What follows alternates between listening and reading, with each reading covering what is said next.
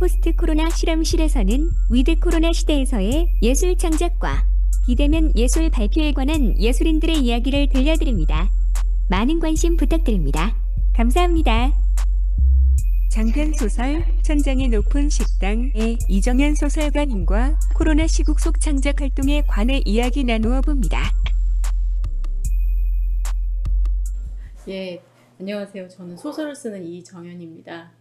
2017년도에 문해중앙회 신인상으로 등단을 해서 글을 쓰게 됐고요. 작년에, 그러니까 2020년에 첫 장편 소설을 냈습니다. 천장이 높은 식당이라는 장편 소설을 냈고요.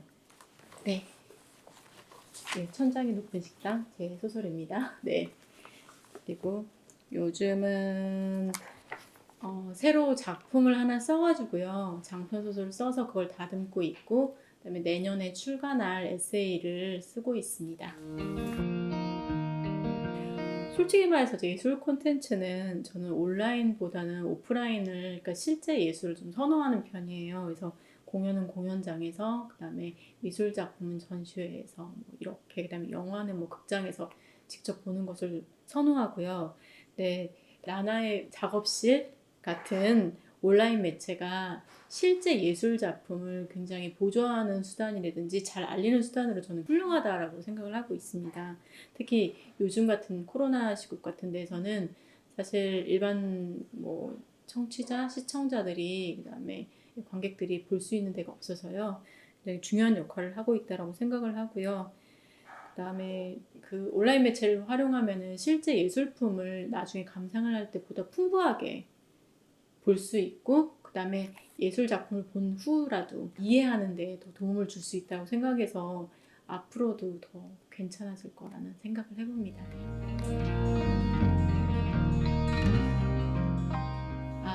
제가 대면 예술을 좀 선호하는 편이에요. 근데 제가 그 이유가 제가 사실 온라인 매체에 익숙하지 않은 좀 구식인 예술인이라서 그렇습니다. 그렇지만 그나마 최근에 했던 한 2년 전, 3년 전쯤에 제가 그 팟캐스트, 영화 팟캐스트에 출연한 적이 있어요. 두어 번 출연한 적이 있었는데 소설과 영화를 대비해서 이야기를 하는 팟캐스트였거든요. 거기에서 했었고요. 그 다음에 올 초에 그 문장의 소리라고 문화예술위원회에서 하는 소설을 소개하는 그런 채널에 나가서 인터뷰 비슷하게 작품 소개를 한 적이 있습니다.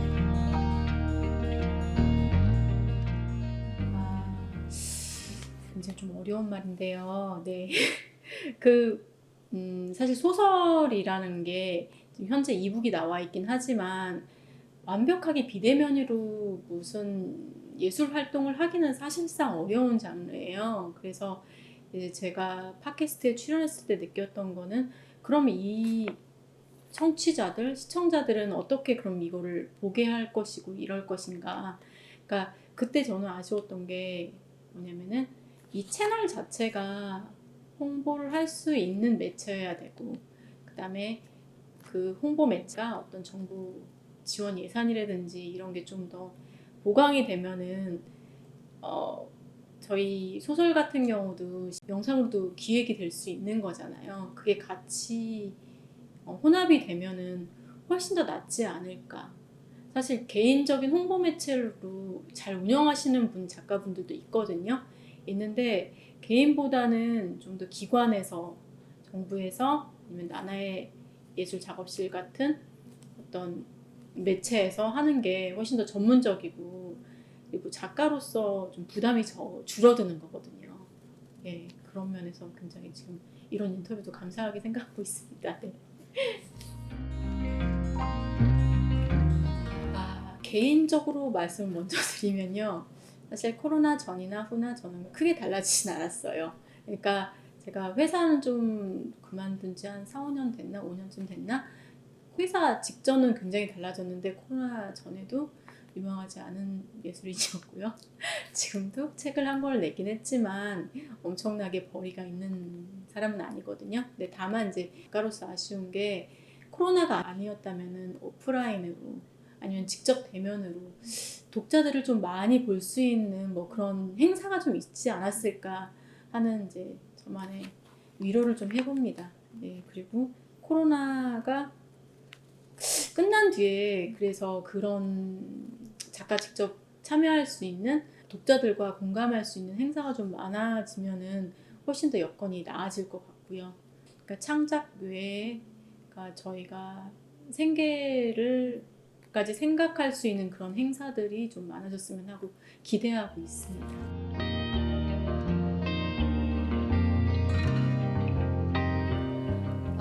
저는 지금 사실 그 전에 질문에 제가 말씀 다 못 드렸는데 코로나로 인해서 이게 사회가 변화가 됐는지 아니면 시대가 이제 흐름이 그렇게 됐는지 모르겠는데 비대면 예술활동 내지는 비대면으로 뭐 독자 내지를 만날 수 있는 매체가 그래도 많이 늘었거든요. 그래서 그러면 코로나 끝나면 그게 끝날 것이냐? 저는 절대 그렇게 보지 않거든요.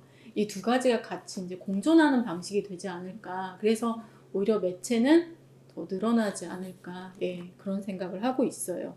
문학과 영상, 문학과 미술, 영상과 미술, 미술과 공연 등 다양한 방면을 협업해서 성장하고 예술가들이 여러 소통 통로를 찾는 거죠. 그래서 저는 성장의 가능성에 좀 더 생각을 하고 있어요.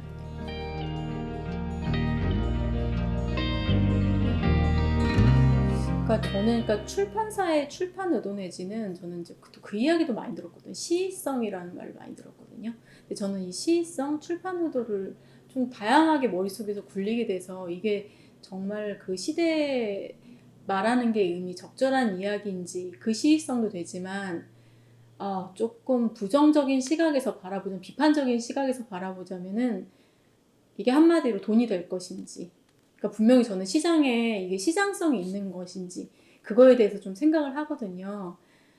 근데 작가로서 그게 굉장히 창작 의욕 내지는 자유의지를 떨어뜨리는 부분도 될 수 있기 때문에 좀 많이 고민하고 있고 가끔 제가 출판사에서 잘 만들어진 잘 마케팅된 그런 소설을 제가 만나게 됐을 때 근데 저는 그거에 대해서 공감을 하지 않았을 때 나는 작가로서 어떤 그 센스가 없는 게 아닌가 그런 생각도 되게 거꾸로 많이 해봐요. 근데 거꾸로 이제 온라인 매체 같은 온라인 콘텐츠 같은 경우는 사실 이게 소통성, 쌍방성이 굉장히 강하잖아요.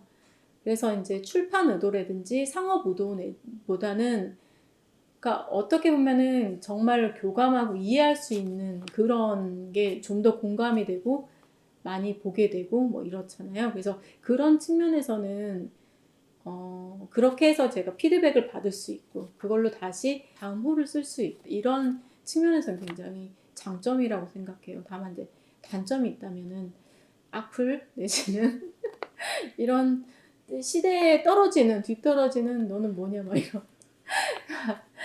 좀 우스갯소리로 제 아는 작가 하나가 그 등단 작가인데 웹소설을 썼었대요. 올렸더니 그러니까 문장을 되게 기가 막히게 잘 썼던 거죠. 그랬더니 악플이 달렸던 게 네가 잘났다고 해서 잘난 체 하냐 막 이런 게 쫙 달렸대요. 그러면서 적은 적이 있거든요. 뭐 그래서 다 뭐 독자들하고 직접 공감하는 게 좋은 점만 있는 건 아닌데 내가 쓰고자 하는 것을 누구한테 커트를 당하지는 않으니까요. 저는 저기 또 어떤 측면에서 다양한 가능성을 가지고 있다고 생각을 하고 있습니다. 네. 네. 바란다. 네. 그러니까 저는 이제 코로나 전에는 정말 이런 세상이 올 거라는 사실도 몰랐고요. 마스크를 계속 쓰는 세상이 올 줄도 몰랐고. 근데 이제 한편으로는 이게 좀 긍정적인 측면에서 바라보면은 코로나가 터지고 나서 굉장히 개인성이 조금 더 각광받는 것 같아요. 그러니까 개인의 혼자 즐길 수 있는 아니면 나만이 즐길 수 있는 그런 취미 활동 내지는 그 문화예술도 마찬가지고요. 그래서 저는 그 개인성은 분명히 증가될 거라고 생각을 하고요. 요즘에 뭐 유튜버들도 너무 다양한 방면의 이야기를 하고 있잖아요. 그다음에 또 두 번째는 이게 온라인 매체들의 특성상 어쨌든 소통을 하는 매체이기 때문에 쌍방향성 내지는 뭐 이런 게 또 증가해서 다양성이 굉장히 많아지지 않을까. 그래서 개인화된 측면하고 다양한 측면이 있고 그다음에 이런 뭐 기후 변화, 뭐 코로나, 뭐 전북 이런 것들 시대의 변화에 따라서 한 사람의 의견이 심지어 코로나 처음 나왔을 때 의료진들의 의견을 곰곰이 떠올려 보면 지금이랑 거의 맞지 않거든요. 그래서 이 시대 변화에 따라서 다양한 의견이 공존하지 않을까, 저는 지금 그 생각을 되게 많이 하고 있어요. 그래서 개인적으로 느끼는 바고 바라는 바는 폭력이 수반되지 않는다면, 남을 해치지 않는다면 다양성을 보다 존중해주는 그런 사회가 되었으면 하는 거고요. 네. 그 어려운 시기에 많은 분들이 다들 고통받고 계시는데 그래도 이 시기 잘 지나가길 바라고, 그럼에도 불구하고 좋아하는 것들을 찾아서 잘 즐기는 시간이 되었으면 좋겠어요. 그리고 즐기는 것 중에 하나가 제가 쓰는 소설, 제가 안 쓰더라도 또 소설이라든지 글이 되었으면 하는 바람이 있고요. 그리고 개인적으로 정말 지극히 사적인 내 바람은 소설가 이정현을 기억해 주셨으면 좋겠습니다. 네, 감사합니다. 네.